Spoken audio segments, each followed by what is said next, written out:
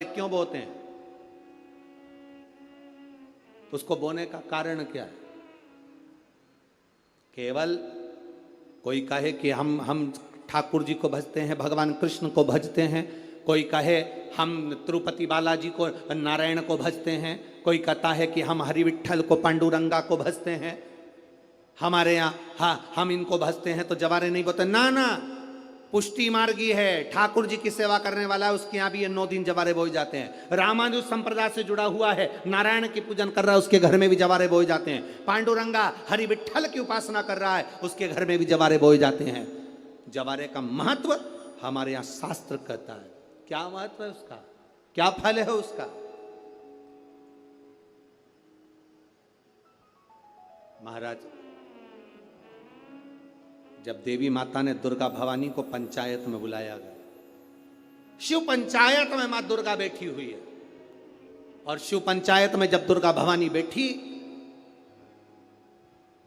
उपद्रवियों ने उपद्रव मचाया, अहंकारियों ने अहंकार मचाया, असुरों ने, राक्षसों ने हाहाकार मचाना प्रारंभ करा। तब उस समय पर देवाधिदेव महादेव माता पार्वती को देखकर, दुर्गा भवानी को देखकर मुस्कुरा रहे थे। केवल शिव मुस्कुरा रहे हैं, पार्वती को देखकर, दुर्गा भवानी को देखकर, मां जगत जननी को देखकर केवल मुस्कुरा रहे हैं। तब देवता सूर्य नारायण ने भगवान शिव जी को देखकर हाथ जोड़कर प्रार्थना करी। भास्कर देव बोले, सूर्य नारायण बोले, बाबा मेरे मन के संशय को मिटा दीजिए। शिव जी ने पूछा क्या काम है? बोलो क्या चाहते हो? शंकर भगवान से सूर्य देव, भास्कर देव कहते हैं, प्रभु आपके मुस्कुराने का कारण क्या है? भारत की भूमि पर जितनी जगह पर भी आप लोग कथा सुन रहे हो, आस्था चैनल पर, फेसबुक, यूट्यूब पर जितने लोग कथा सुन रहे हो, बड़े ध्यान से सुनना कि जवारे क्यों बोए जाते हैं। नवरात्रि में जवारे की महत्वता क्यों होती है, क्यों बोया जाता है, मिट्टी में गेहूं डालकर क्यों उत्पन्न किया जाता है, उसकी महत्वता क्या है?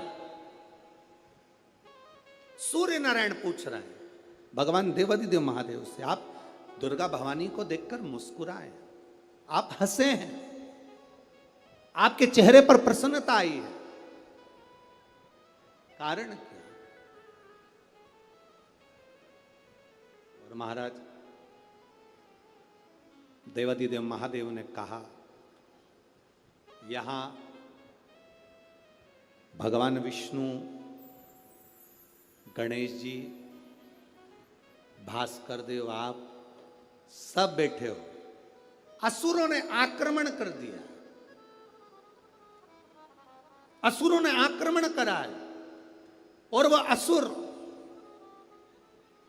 आक्रमण कर दिए हैं तो वो असुर प्रवेश कर रहे हैं, उपद्रव मचाकर, हाहाकार कर कर नष्ट करने वाले हैं इस पूरी पृथ्वी को।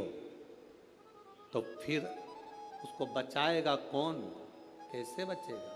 शिव जी ने कहा चिंता मत करो।